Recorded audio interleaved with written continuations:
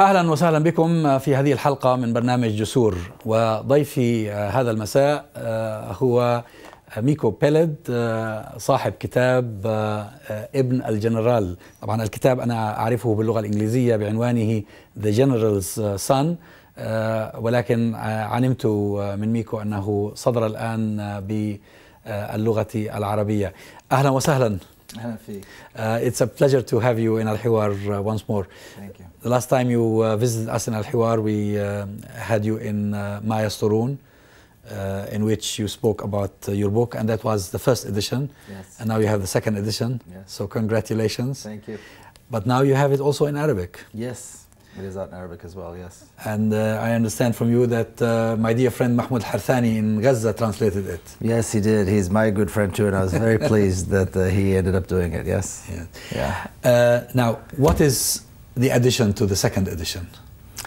The edition is the epilogue of about 4,000 or 5,000 words of what took place since the book came out. It's been about 4 years.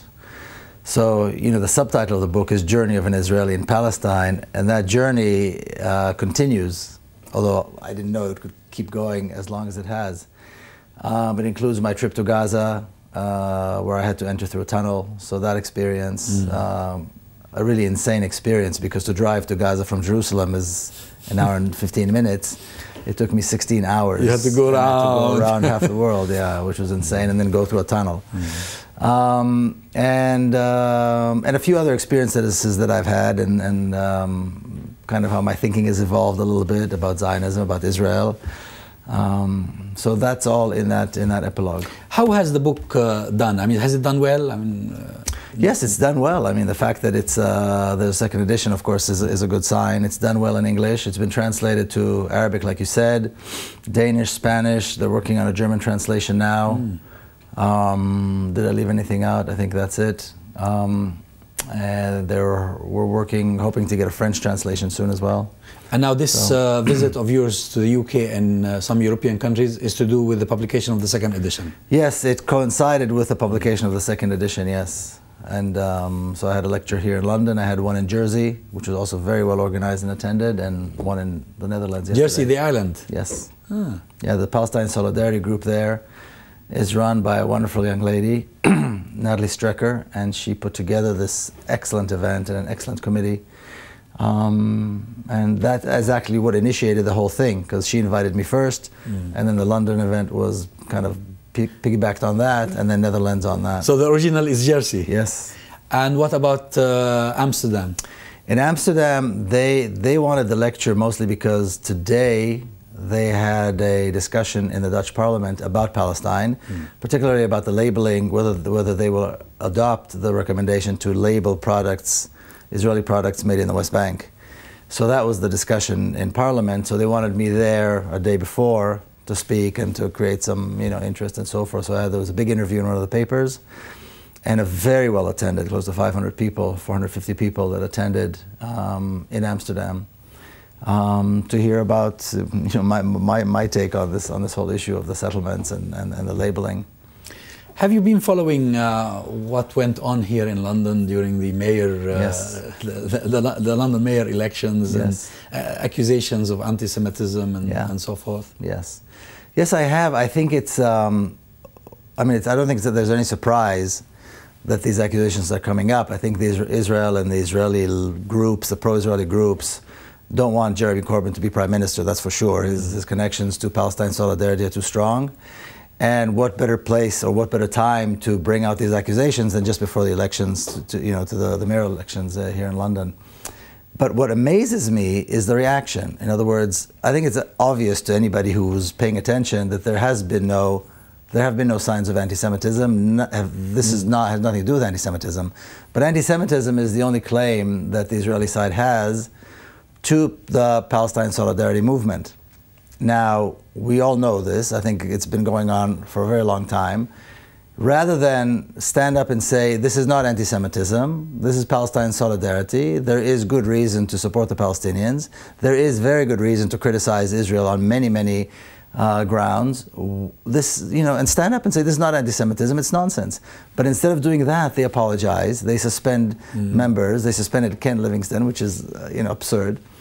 And I don't understand that. And it reminded me of something that happened in Reykjavik, where the city of Reykjavik in Iceland passed a resolution supporting or adopting BDS, boycotting Israeli products, and then they rescinded shortly afterwards. And I was there. They came under pressure? Yes, that's what they said. I was there a few weeks ago and asked them, why did you rescind? They said, oh, we weren't expecting such terrible pressure. The pressure from the pro-Israeli groups was so strong. They pressured them, they threatened they will sue, they threatened all kinds of things. And the pressure came from pro-Israeli groups in the United States. Okay, well, there's going to be pressure. Obviously, Israel is not going to just, disappear. There's going to be pressure. They're going to fight this. But if this is the right thing to do, you should stand up and say, no, this is the right thing to do. BDS is the right thing to do. And let them do what they may. I think the problem is that when people give in a little bit, then that's the beginning of even further and more serious submissions or of course capitulations. Of course, and it goes both ways. So Israel knows that if it lets a European capital pass the BDS resolution without responding strongly, then somebody else might do it again. So therefore, they come back with such a strong response. Same thing here. The anti-Semitism claims, even though they were nonsense, were very strong. And again, rather than stand up and say this is not anti-Semitism, supporting the Palestinian cause is the right thing, supporting justice in Palestine is the right thing, the Europeans seem to cower and apologize at the mere word, at the mere mention of anti-Semitism. And how is the situation in America? Must be worse. The situation in America is very interesting because the assumption is always that in Europe and the UK, the Palestine solidarity is much stronger than America. And then suddenly we had Bernie Sanders in a campaign, in prime time, in front of Hillary Clinton, stating clearly that Israel used disproportionate force in Gaza, killing thousands and injuring tens of thousands. Nobody's ever done this. I mean, this is unprecedented. He put everything on the line. If this was really a dangerous thing to do, then of course he would have been wiped out by now. Yet he dared to do this, which is of course commendable. And the only reason I believe he was able to do it is because of all the years of Palestine Solidarity Movement, Students for Justice in Palestine, the BDS movement in America, that have been doing tremendous work and I believe have completely changed the conversation and changed the level of debate on Palestine in the United States, to the point where every presidential candidate had to talk about BDS. They all had to mention it.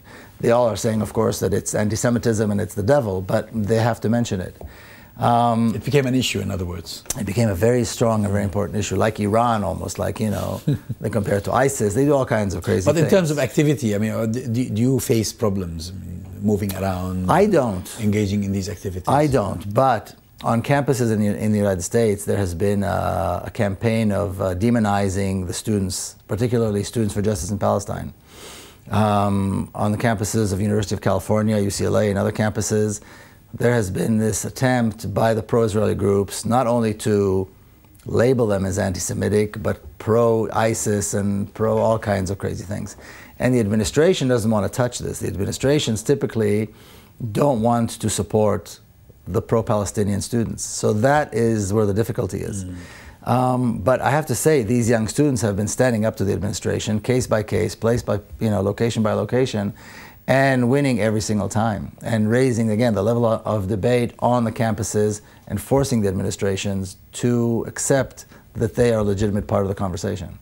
Now, in the book, you describe really brilliantly your experience, and before that, the experience of your own father as people who served in the Israeli army. And then the transformation, if I may use the word. I was wondering actually whether to use the word transformation or conversion. Yeah. But something happened to you that made you shift position. Has this position been shifting continuously? I mean, at what stage are you in your perspective of the conflict between the Palestinians and the Israelis? Well, there was a point where it became absolutely clear to me that the entire Zionist project was no more than a racist colonialist project. So would it be fair to call you anti-Zionist? Absolutely. And then, so that was probably the biggest transition. Understanding that and then realizing that this whole idea that we can somehow have a solution that includes the State of Israel is absurd. It's science fiction. The State of Israel never will and never has shown any signs that it's interested in peace, or that it's even capable of making peace when it comes to the Palestinian issue. Israel will only make peace with Arab leaders who are corruptible, who will support Israel, who will collaborate with Israel and the United States. So on the Palestinian issue, there's no room for movement. Israel occupied most of Palestine in 1948 and completed the occupation in 1967. And this whole idea that the occupation of Palestine began in 1967 is, again, it's part of this strange myth. What about the previous 20 years? What about the vast majority of Palestine that was occupied, and the Palestinians who were living under Israeli rule, under some very, very oppressive conditions, and the refugees, of course. So that was the big shift. Then from that point on, as you keep thinking, as I keep traveling in the West Bank and remaining involved with the issue, it becomes more and more clear what the solution is and what the difficulties and what the challenges are. And the challenges are this international support for the Zionist project, and how to overcome that, so that first of all, more and more countries around the world understand why BDS is important, that politicians endorse BDS and support BDS, and that they come to the realization that the way to treat Israel should be the exact same way as South Africa during apartheid was treated, because these are the exact same thing. One is a mirror image of the other. Are you aware of the writings of Abdul Wahab al-Misiri on this? No. Professor Abdul Wahab al-Misiri. No. He died in 2008, but he wrote profusely in Arabic, but he had some writings also in English about Zionism and the distinction between Zionism and Judaism. And he has a brilliant book about comparing apartheid with Zionism. Is that right? in Palestine. Yeah. Now, you are also involved in another very important case in America, but before we discuss it, let's watch a clip. Our colleagues will show us the clip now. اللي هي Students for Justice in Palestine، وعملنا ايفنت عزمنا ميكو بيلد انه يجي يحكي على موضوع فلسطين للطلاب في الجامعة، وبعد ما خلص رحت حكيت له القصة وهو تفاجأ بصراحة، يعني خصوصا لما عرف أبوي شو صار فيه. I was shocked about what I heard.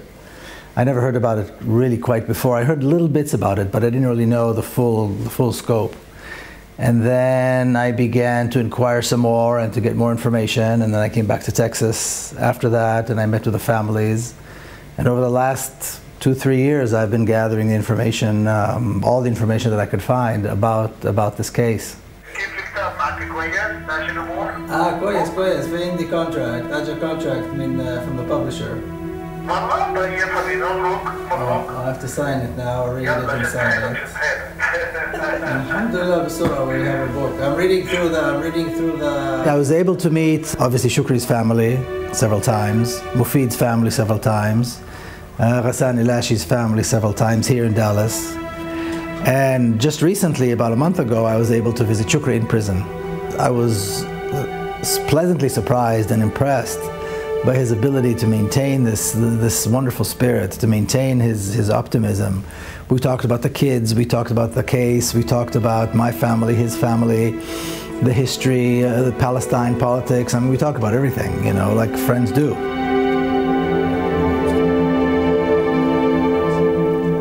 I've got all the material, now it's a question of sitting down and writing. This is a political case. I think these 5 men are political prisoners. I think their position right now is very similar to the position of Palestinian prisoners in Israeli jails.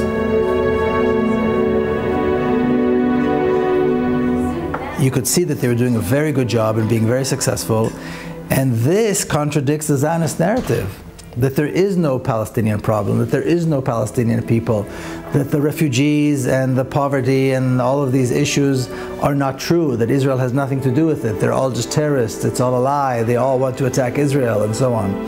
So if you have an organization that's decent, that's honorable, that is doing good work, people are going to start thinking, maybe they have a point.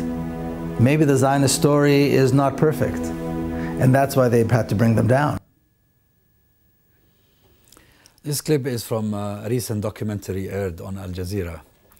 And it really aches my heart, because I knew Shukri when we were young students. He was here in the UK. And I knew the sort of work these guys were involved in. But now you know their families, and you know them even better than any of us. What is your comment?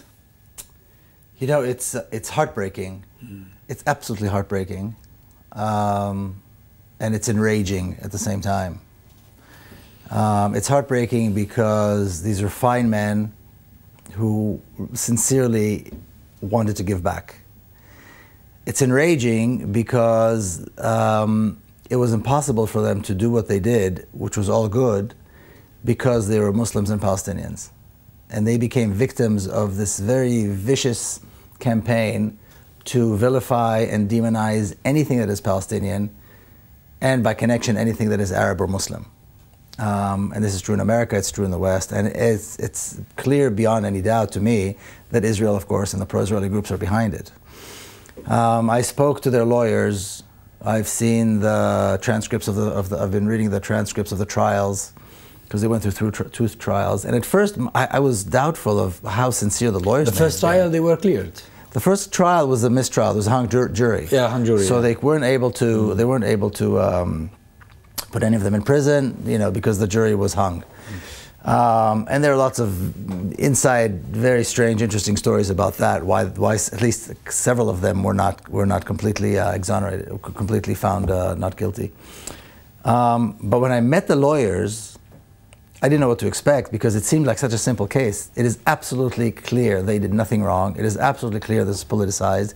It is absolutely clear that there was an attempt to find some scapegoat after 9/11 and say, here, we did something, we put this major terrorist network. You probably thought the lawyers were not doing a good job. I thought the lawyers perhaps were not as sincere as they should have been, or as hardworking as they should have been. Because it's so clear-cut, isn't it? It is very clear-cut. Even before I saw the documents, it was clear-cut. You look at their budget, you look at how transparent everything they did was. Everything was transparent. There were no secrets. The Internal Revenue Service, the Customs Service, the State Department, everybody knew exactly what they were doing. They were following the rules. But then I met the lawyers, and I've never seen such sadness, such regret, such a sense of disbelief as I did in these lawyers. They could not believe that the system was so biased against their clients. It didn't matter how hard they worked. It didn't matter how much evidence they presented, evidence that shows clearly that these men did nothing wrong.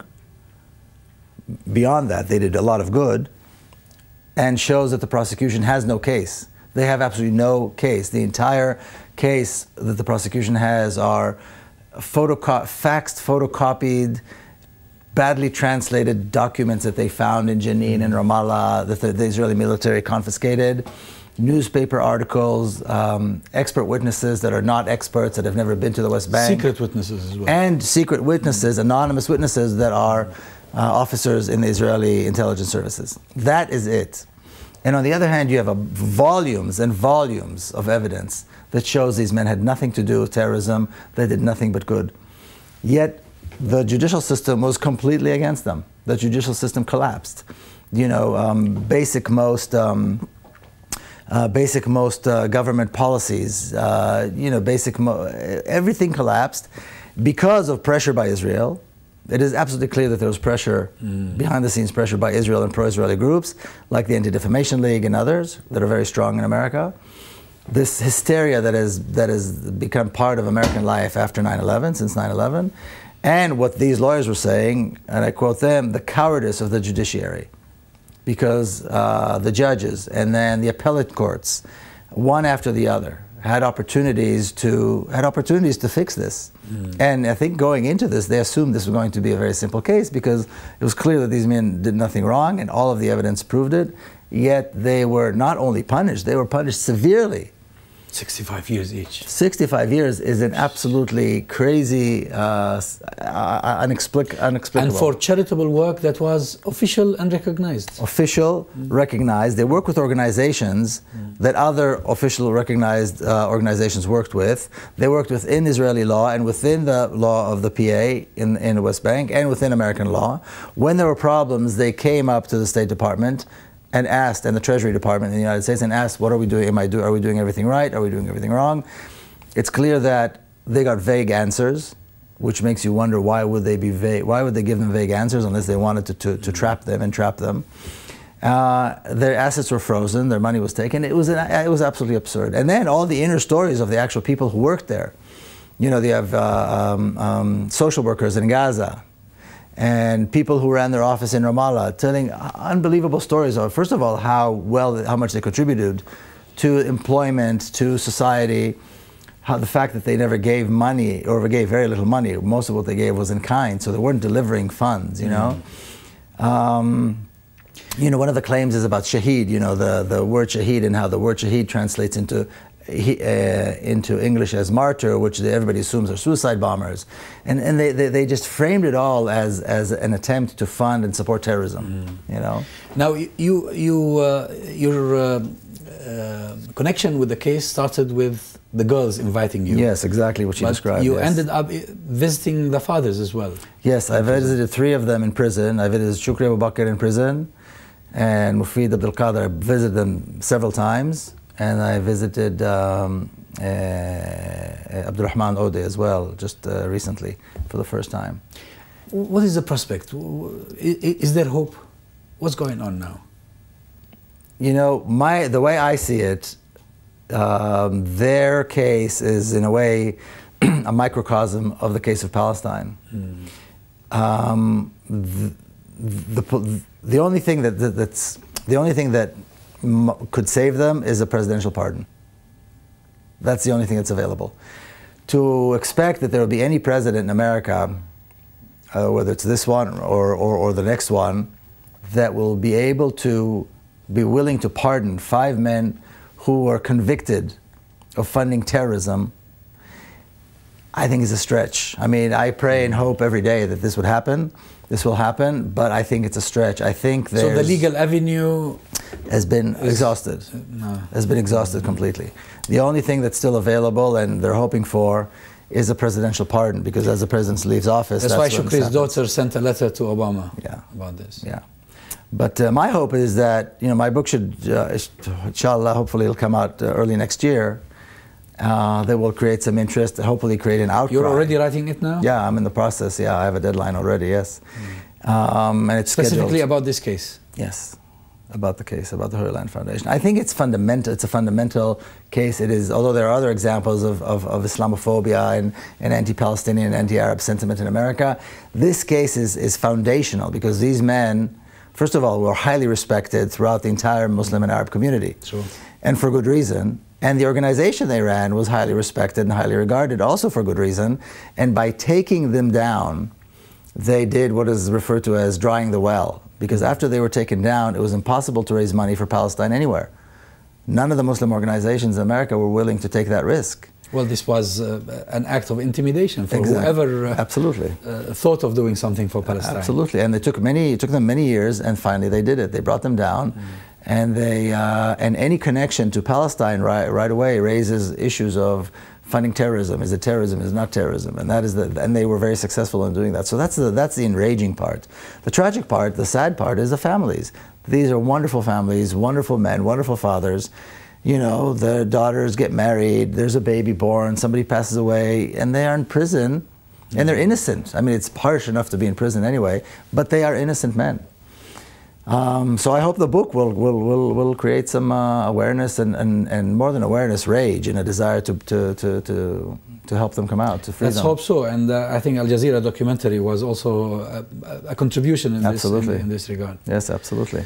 Well, Miko, it's a great pleasure having you here in الحوار, and I wish you success in your activities. Thank you so much. Thank you. وشكر جزيل لكم على حسن المتابعة، والسلام عليكم ورحمة الله وبركاته.